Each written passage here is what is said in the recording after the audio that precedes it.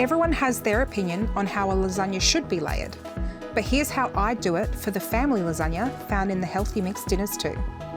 Start out by spreading a thin layer of meat sauce over the base of your dish.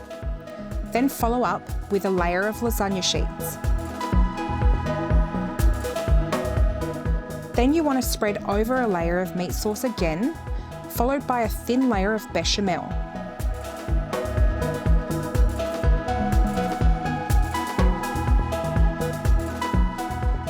Then pop another layer of lasagna sheets over the top.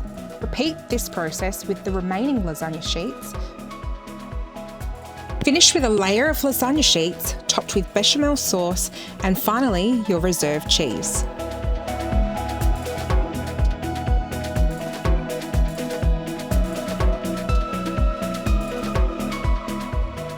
Then you want to top it with your reserved cheese and bake it for 35 to 40 minutes or until golden brown.